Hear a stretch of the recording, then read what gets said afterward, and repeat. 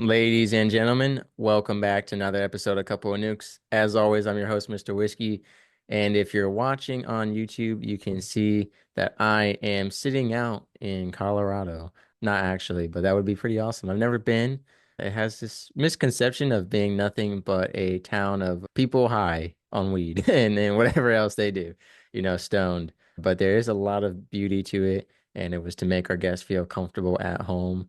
And so we have a guest here who will be sharing a gruesome story of the reality of when your parent is a first responder, whether that's EMT, firefighter, police officer, or in the military, there's a higher chance than normal that they could be lost on the job. And it's a very tragic thing. And obviously, we hope that never happens to anyone, but it is something that can happen.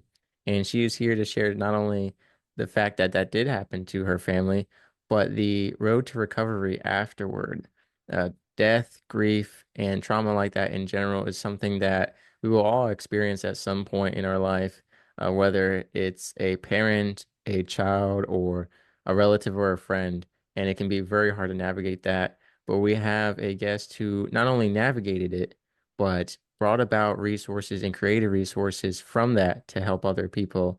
Ms. Susan Snow, would you please go ahead and introduce yourself for us?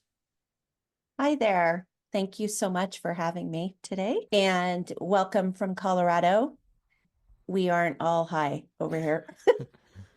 Yeah. We're known for our Rocky Mountains. And right now as you can see, your background, our aspens are starting to change. So beautiful colors. Oh, yeah. And for your story, I read it was on Halloween night in 1985. And so definitely a holiday ruin there for you. So, can you tell us exactly what your father did as a job, all the details around that, and then what exactly happened? Sure, sure. So my dad was a Los Angeles police detective. He was robbery homicide based out of North Hollywood, California. Which, with him being a detective, I will tell you, I watched him work up his ranks from being a little girl when he went into the academy to being a detective too, and when he was killed. So I had this false sense of security. My thought patterns around that was the fact that, he came in after the fact. He was no longer in danger because he came in after the fact, not during the crime. And that all changed on Halloween of 1985. It was kind of a typical day. I was 17 at the time. I had a 6-year-old brother. And in the morning, I was getting ready for school, and my dad was getting ready to go to court. That particular day, I wanted to go to a party that night, and it was a school night. So dad said, absolutely no, not going. Um, and, when I talked to him that morning, it was kind of an argument. We were kind of arguing back Mm, and forth, you know, teenage angst and all. yeah, yeah. And I just, I really wanted so badly to go to this party with my boyfriend and my friends. And we went about our day. He took off to go to court. He was testifying in a case where he was the lead detective. And so he went out and he testified that day. I was at school planning the manipulation that was going to occur when I got home. So I got home, cleaned the house like a crazy person, Right. and waited. My mom was the first to come home. My dad, the plan was that he was going to go pick up my brother from school. And so as I was getting ready and my mom was taking her costume off, the phone rang. And being the teenager in the house, I thought, who's calling my parents? So I ran across the room, picked up the phone. It wasn't for me. It was a lady from my brother's school. And all she said was that there was a drive-by shooting and my dad was involved. By that time, my mom had rounded the corner and I just handed her the phone. And I kind of tried to listen in to the conversation, but I could just see her body language change. And I knew it was bad. And she got off the phone and she looked at me and said, "We're going to the school." So the school was about 7 to 10 minutes away from my childhood home. And when we arrived, the school has like a parking lot in the middle, and the kids were let out on the back side of the school, and after daycare let out. So that was where we headed. And there was a couple of officers that were walking towards us, and they had tears in their eyes. And we just kept walking. And then I will tell you that the sky on that street was totally lit up because all the police units, and there was one ambulance that was sitting in the street. My mom and I, as we kept walking, we kind of glanced over and saw my dad's truck. So we started running towards the truck.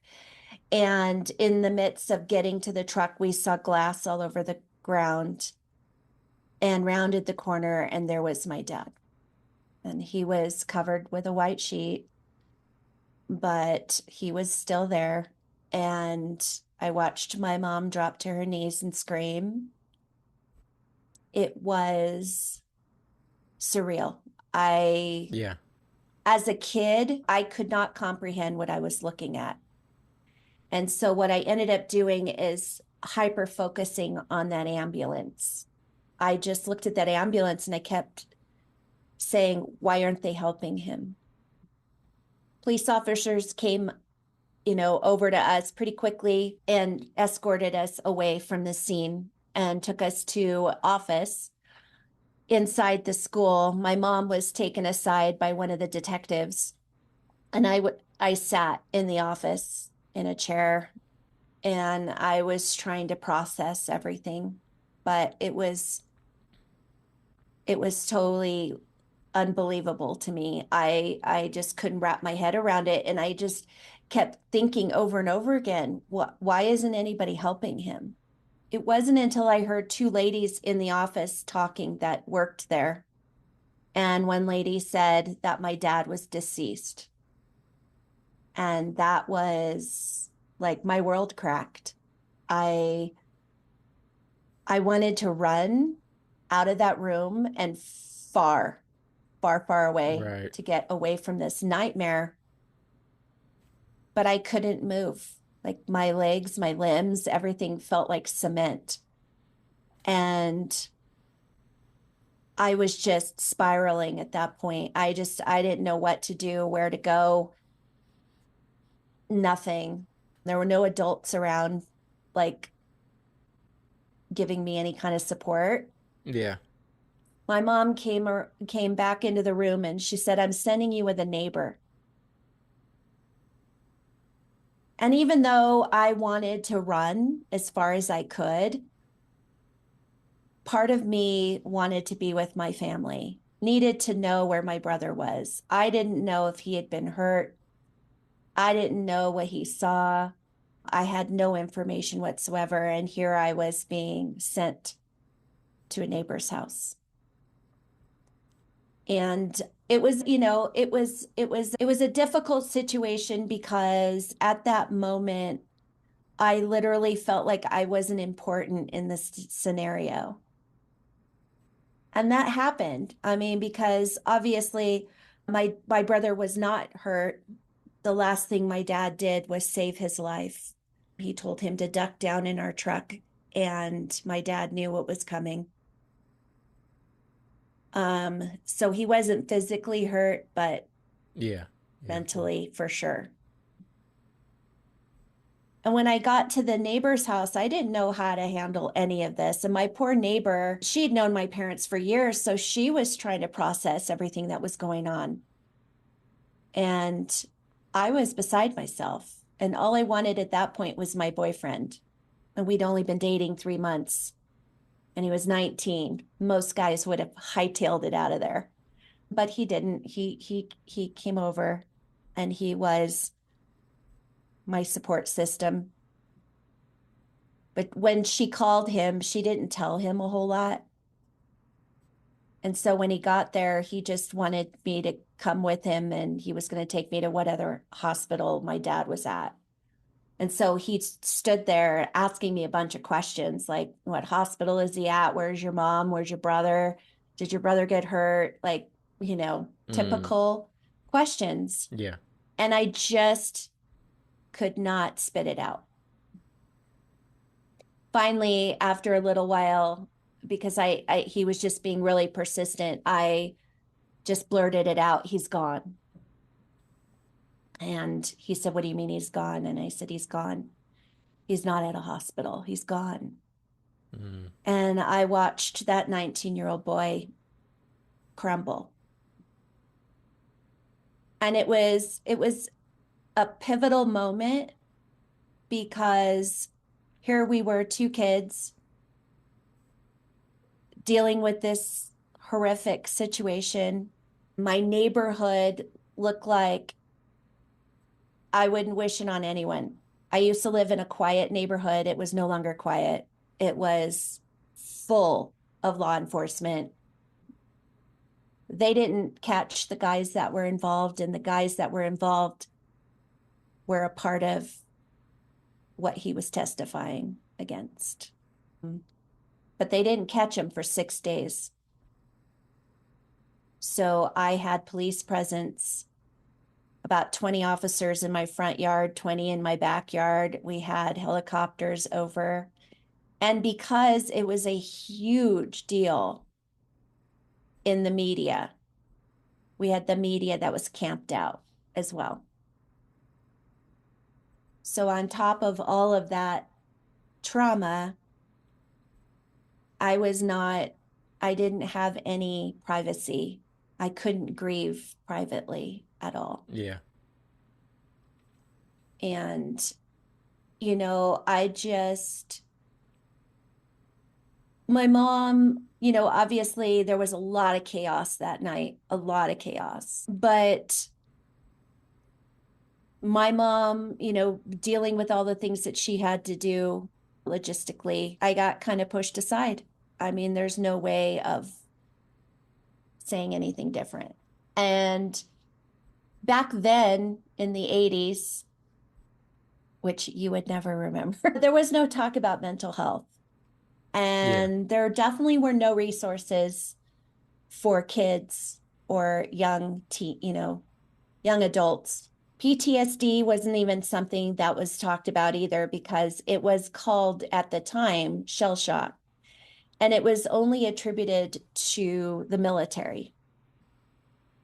So I was a kid that was dealing with post-traumatic stress and all the things that come along with it. So I was in the days that followed, I never slept, which led to major depression, suicidal ideation, because the other caveat to everything that was going on is that my mom and we didn't have a really healthy relationship.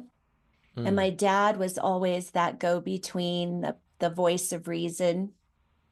And now I didn't even have that anymore. My sense of safety was shot. It was gone. And so I had anxiety and panic attacks and no tools to help me and guide me through them. So there were days where I just felt like I was going to die.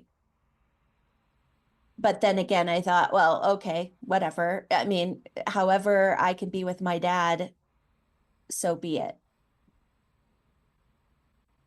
And I spent a lot of time just walking around in a haze. And everybody that I have talked to has said the same thing. When you go through something as traumatic as that, or, loss, you live in a fog for a while, which I did. And on top of being in a fog, I I had strangers in my house for 6 days Yeah. who barely said boo to me.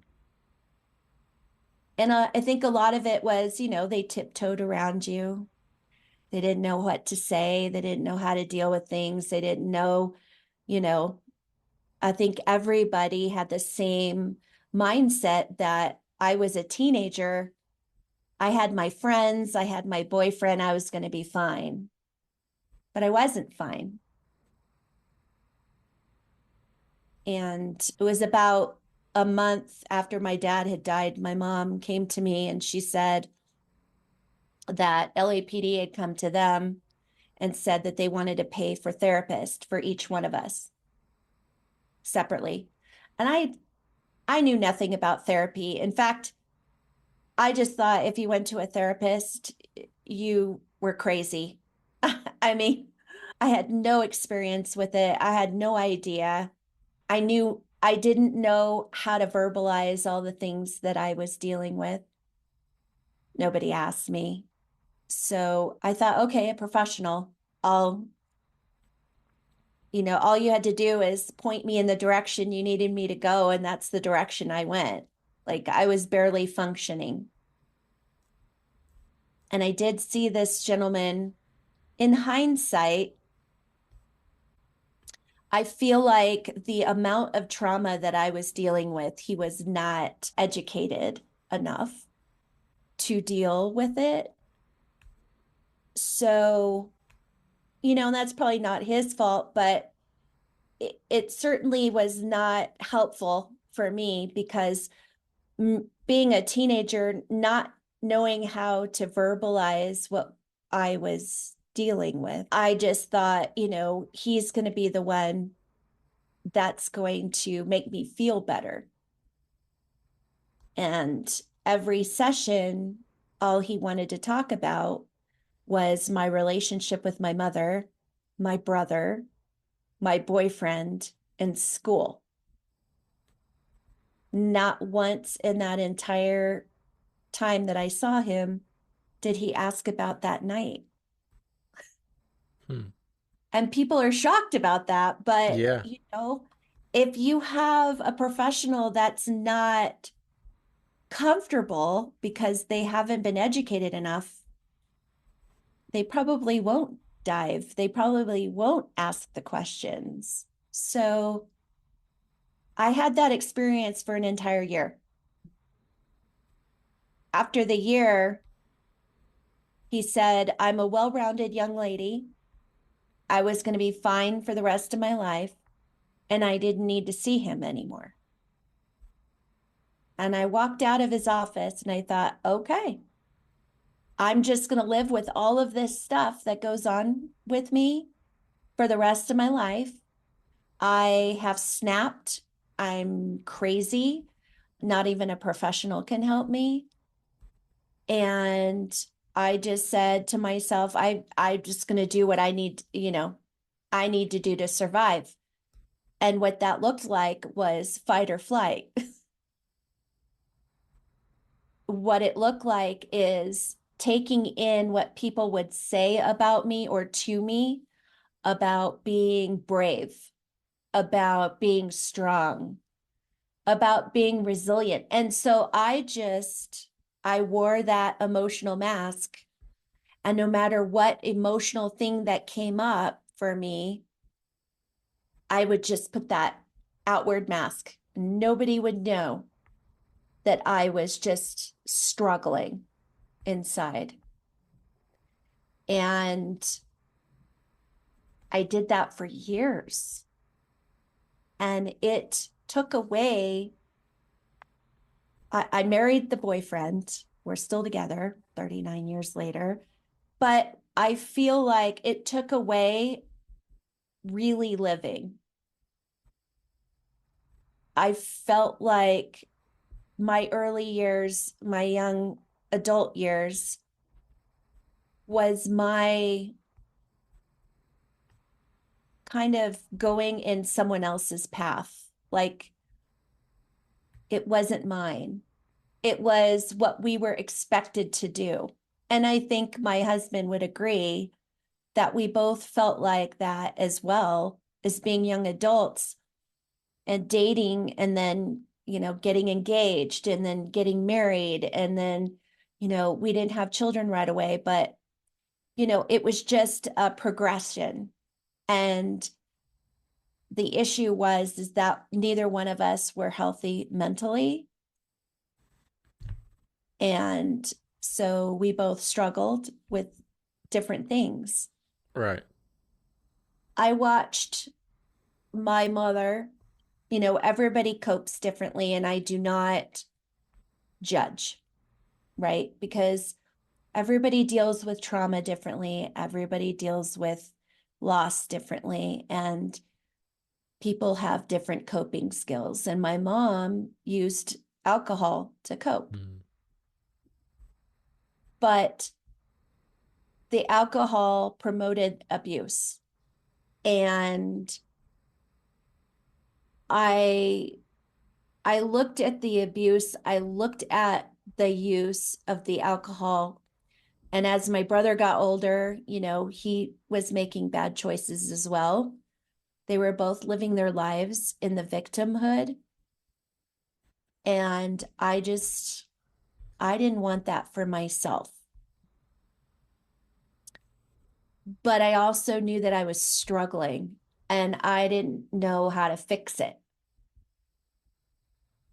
It wasn't until we moved. We moved to Colorado in 97, and I now have 2 kids.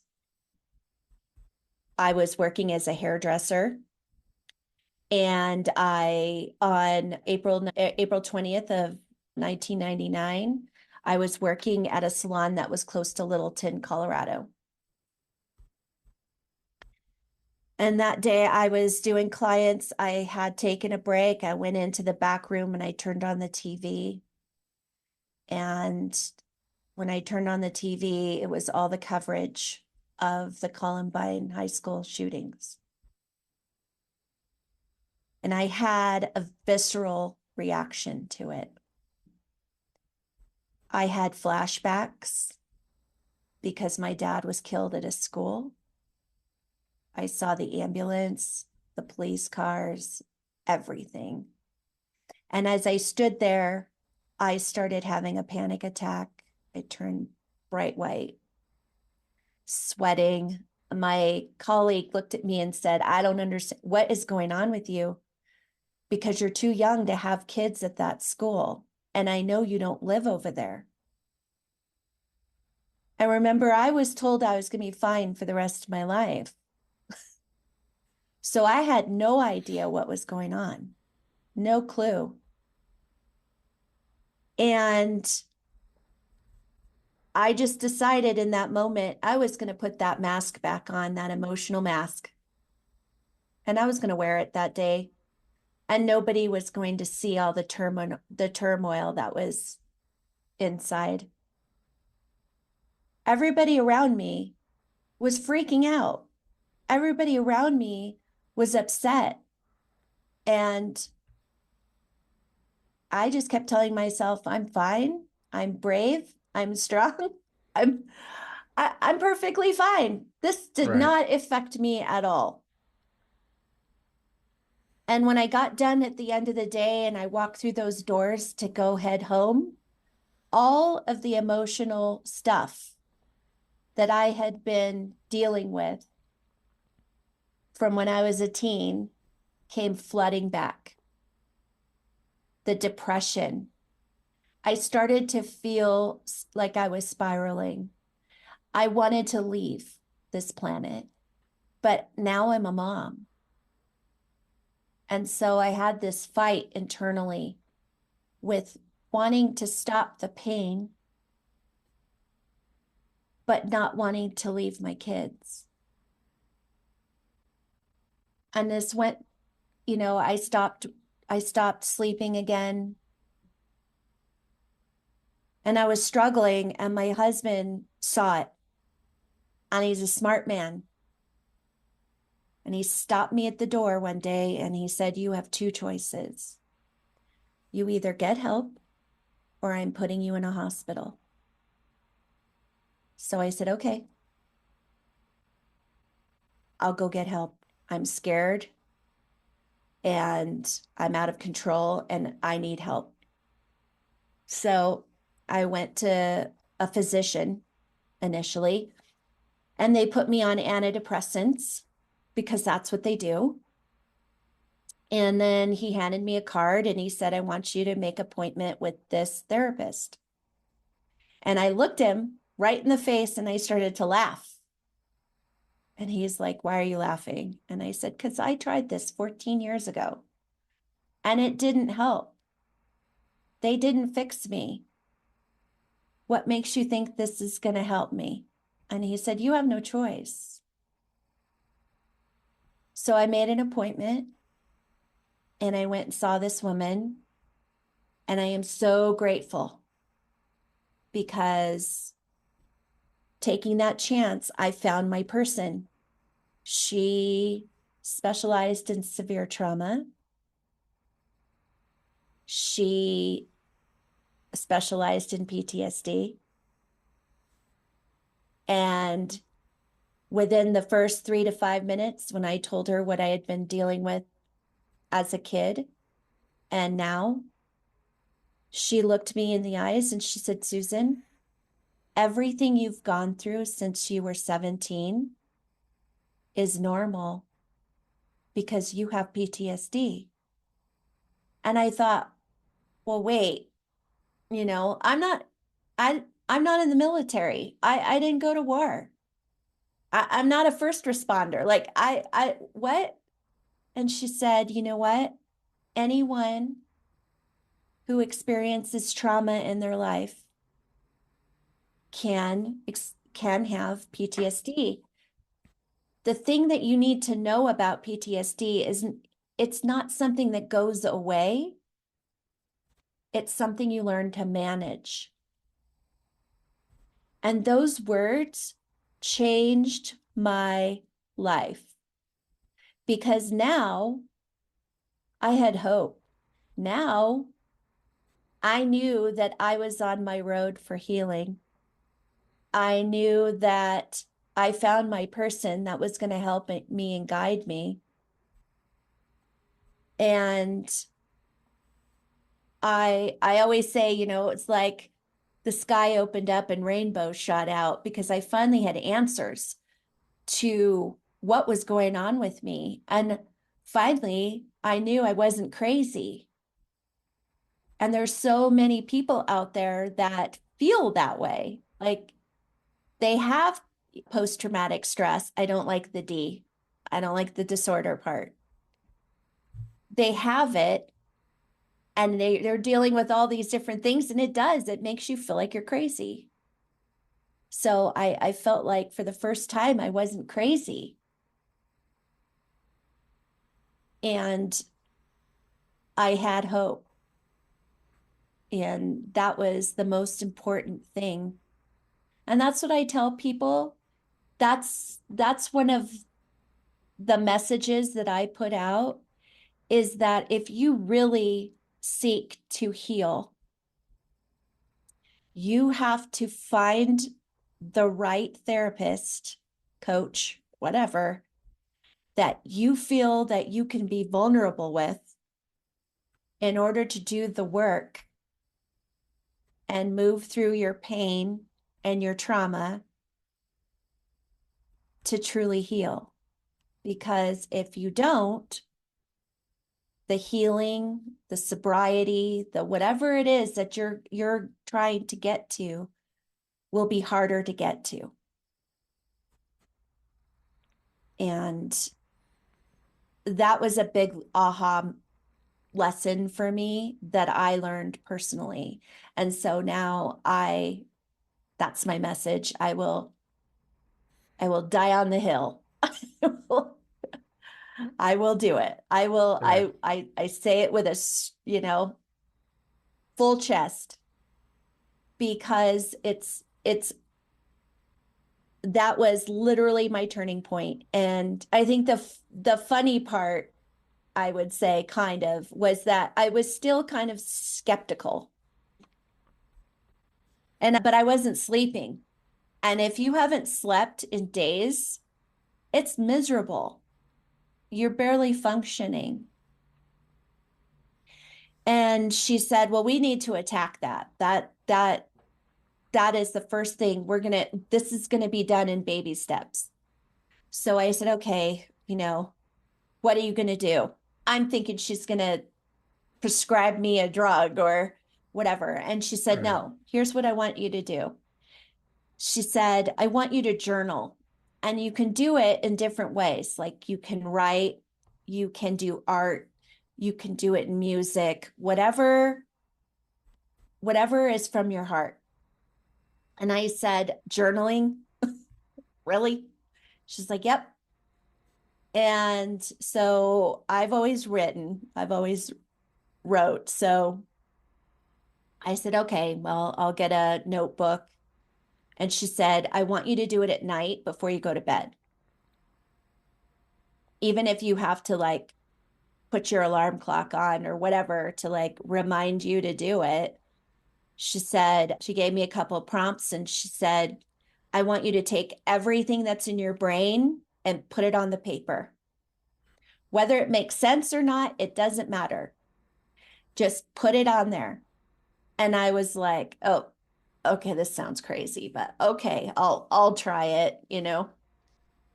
And after the second night of doing this, I slept like a baby.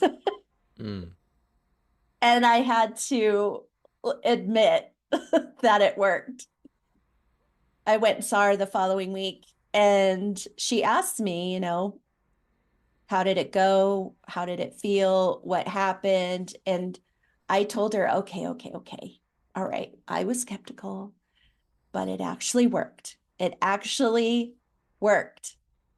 And so she was like, great, keep doing it.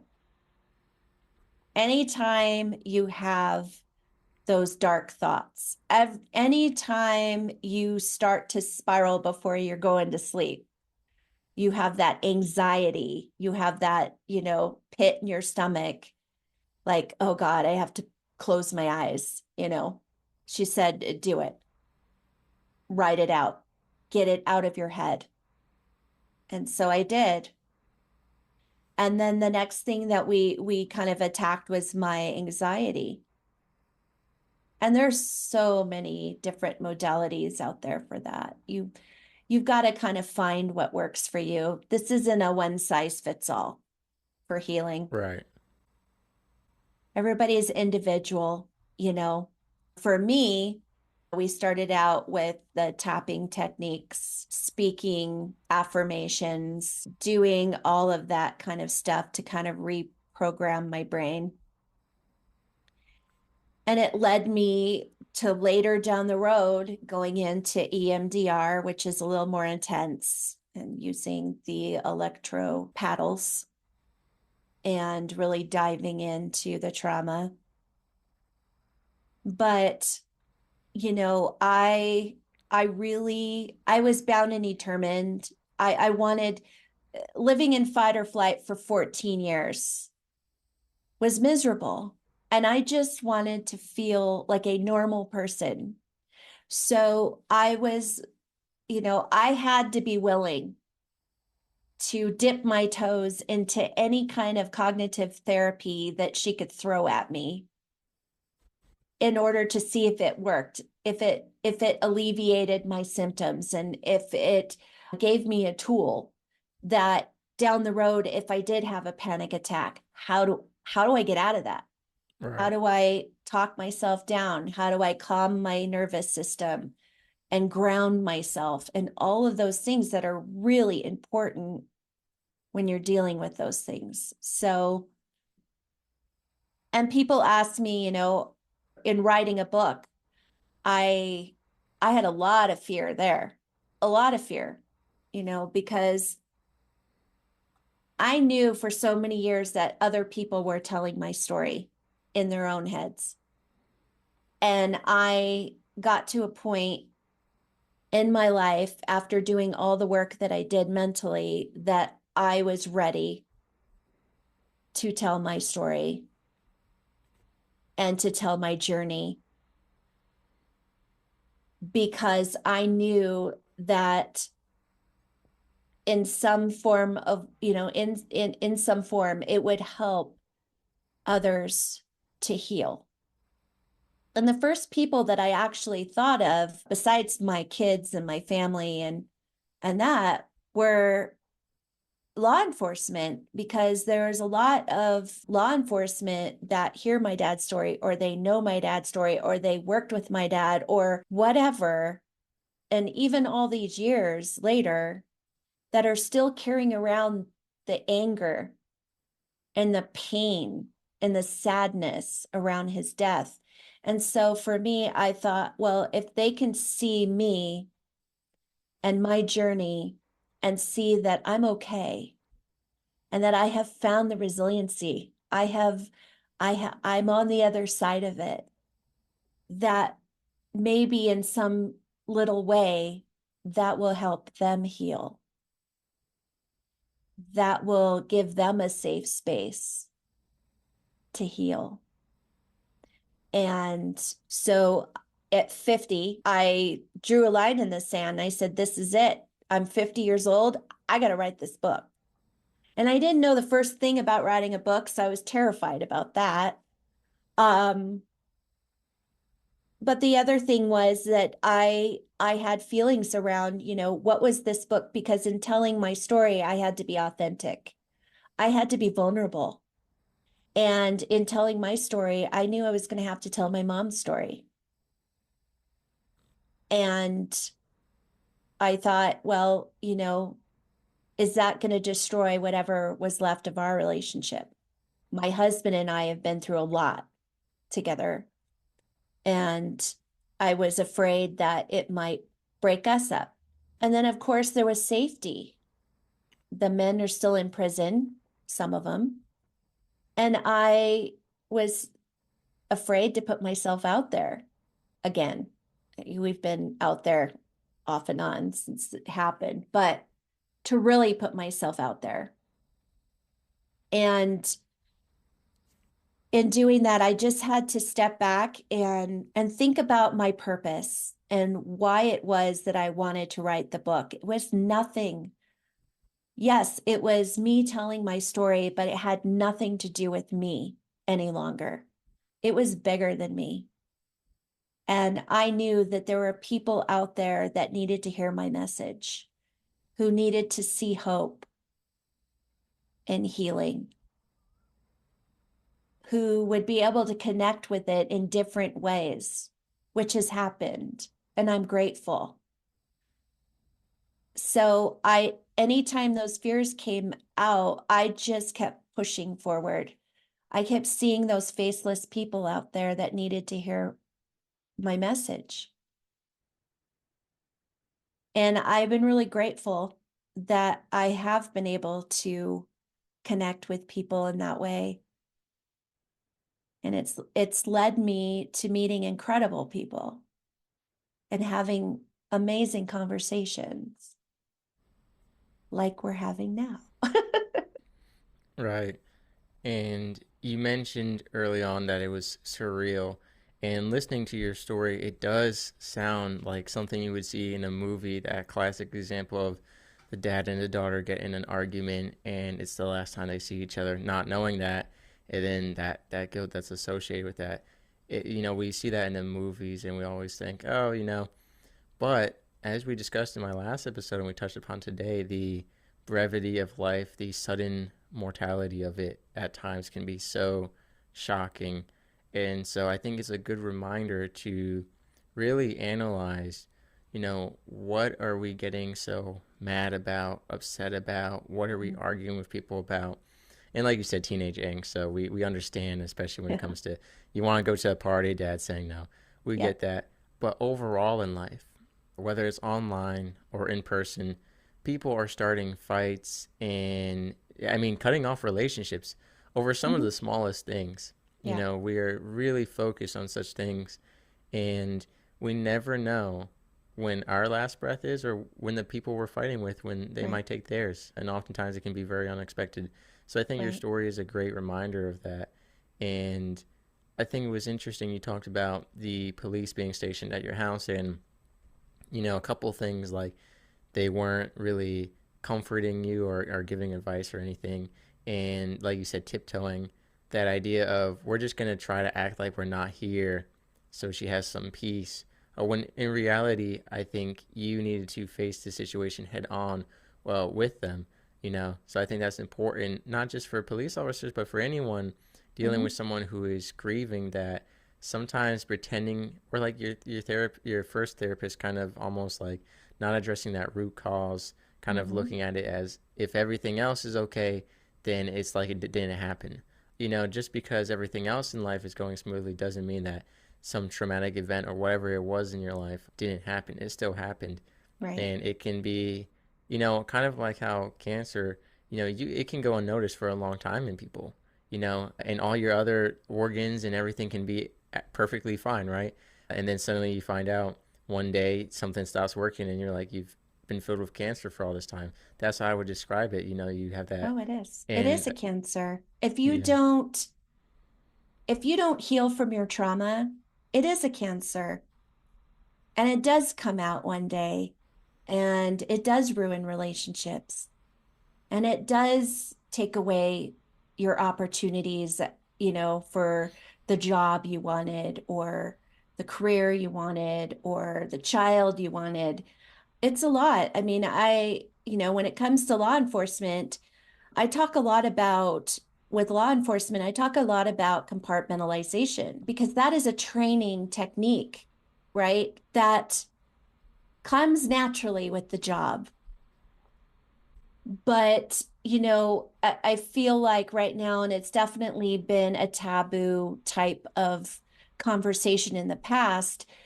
And even talking to my dad when he was around and talking to him about, you know, what they see every day and what they do every day and the danger that they're in and all that kind of stress. And, they're human, and if they're not dealing with their mental health, which is just as important as their physical health, um, it's damaging. And that's why, divorce, there's a high rate of divorce. yep. There's a high rate of alcoholism and drug abuse Mm-hmm. and, the self-sabotaging behaviors.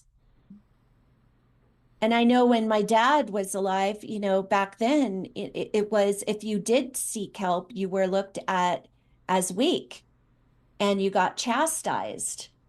And, you know, I have met officers who have been hurt on the job and almost died. And they had to be, it was an automatic that they had to go into therapy. And what they came out with is that I should have done this a long time ago. I should have taken care of my own mental health because it is important. The machismo thing needs to go away, right? Because over and above, you're a human being and you can only see and deal with certain things for, for as long as your mind can handle it. And most people, your mind can't handle it after a while. There is no more compartmentalization. It goes away. And compartmentalization is a coping skill. So if you're not coping, that's when mistakes are made. That's when, bad things occur. And so it's an important conversation, especially now that more people are talking about mental health. And I feel like it definitely needs to be a conversation within law enforcement and first responders. And it doesn't, that whole idea that you are weak if you seek help, it's the opposite. It is the total opposite. You are strong. You are looking out for yourself and your health, your mental health, because it affects everyone around you. And Yeah. I've had conversations with retired law enforcement who feel the same way. They feel like the job, they were the job. Mm. after a while. And that job killed everything around them, their relationships with their kids, their relationship with their spouse. And they have regrets around that, not taking care of themselves when they were on the force, dealing with the emotions and the things that come up when they're on the force. And, you know, don't get me started with like military, because I've had conversations with vets and they say the first people that come after them when they come out of the military is police departments all over the country. And this gentleman I talked to said, you know what? Here's the thing. In the military, we are taught to kill. That is what we are taught. We are supposed to defend the United States. We are supposed to defend ourselves, right? That is what we're taught. We're not taught to de-escalate. Mm. And so he said, honestly, I just could not, I was not, I had been in the military 10 years. I had been programmed a certain way. And he said, honestly, he looked, you know, right into this interviewer's face and he said, there is no way I feel comfortable with you giving me a gun and a badge and putting me out there. And, you know, I commended him for that because he knew his mental health was important. And he knew that he was not capable of doing the job at a high level if his mind was not right.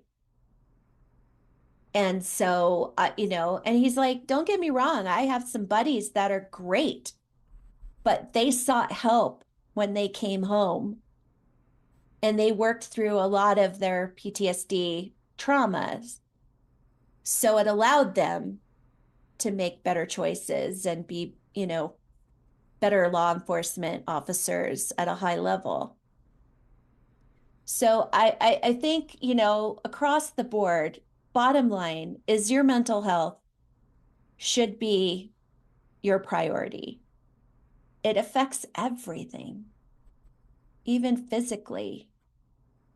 So, you know, my message is, you know, if you are in that situation, if you did go through something traumatic and you do want to heal from it, you do want to feel better, you do want to find your person, do it. Don't wait. Life's too short, man. If anything that I learned at 17 years old is that life is short and we can't take our lives for granted ever. Yeah. Well, Miss No, thank you so much for coming on the show and sharing your story. And ladies and gentlemen, in the description below, we'll have the book, The Other Side of the Gun, written by Miss No, and then also her website where you can find out information on contacting her if you want her on your show at a speaking engagement or for whatever other reason. So, ladies and gentlemen, be sure to check that out. But again, Miss No, thank you so much for coming on the show. I appreciate it. Thank you so much. Sailing through the ocean blue, nuclear reactors my crew, guiding the ship, the stars as our guide, through the waves we ride, jokes and laughter fill the air.